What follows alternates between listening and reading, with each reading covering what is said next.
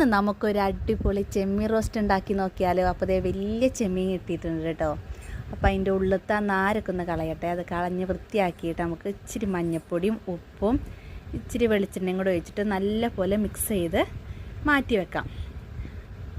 അതവിടെ സെറ്റാകുമ്പോഴേക്കും നമുക്ക് തക്കാളി, സവോള, ഇഞ്ചി, വെളുത്തുള്ളി, പിന്നെ മഞ്ഞൾപ്പൊടി, മുളക് പൊടി, പിന്നെ നമുക്ക് ഗരം മസാല ആവശ്യത്തിന് ഇട്ടാൽ മതി കേട്ടോ. ഉപ്പും പിന്നെ 2-3 മണി കുരുമുളക്, ഇതെല്ലാം കൂടി ഇട്ട് നല്ല പോലെ അടിച്ചെടുക്കണം. അപ്പോൾ നമ്മൾ പേസ്റ്റ് ഇവിടെ റെഡി ആയിട്ടുണ്ട്.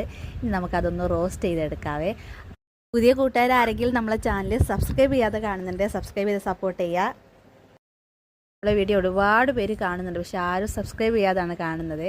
അപ്പോൾ നമ്മളവിടെ നല്ല പോലെ പൊരിച്ചെടുത്തിട്ടുണ്ട്. പൊരിച്ചു വന്നപ്പോൾ തീരെയില്ലേ. ഇച്ചിരി കടുകും വേപ്പിൻ്റെ ഇല ഇട്ടിട്ട് നമ്മൾ അരച്ച് വെച്ച മസാലക്കൂട്ട് അതിലിട്ട് നല്ല പോലെ ഒന്ന് മിക്സ് ചെയ്ത് തീ കുറച്ചിട്ട് നമുക്ക് കുറച്ച് നേരം ഒന്ന് വേവിച്ചെടുക്കണം. അതിൻ്റെ ആ പച്ചക്കുത്ത് മണക്കൊന്ന് പോകാനാണ് കേട്ടോ. വെള്ളത്തിൻ്റെ ആവശ്യമൊന്നുമില്ല.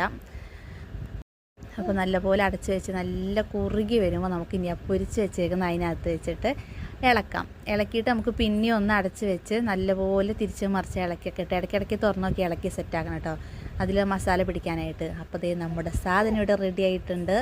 സവോള നമുക്ക് വഴറ്റി കഴിഞ്ഞിട്ട് മിക്സിയിൽ അടിച്ച് ചെയ്യാം കേട്ടോ. ഞാനിങ്ങനെ ചെയ്ത് നോക്കിയത് കുഴപ്പമൊന്നുമില്ല, നല്ല ടേസ്റ്റ് ഉണ്ടായിരുന്നു കേട്ടോ. അപ്പോൾ ഫാസിൽ ടേസ്റ്റ് ചെയ്ത് നോക്കുവാടെ. അപ്പോൾ നല്ലൊരു വീഡിയോ ആയിട്ട് നമുക്ക് പിന്നെ കാണാം. അസ്സലാമു അലൈക്കും.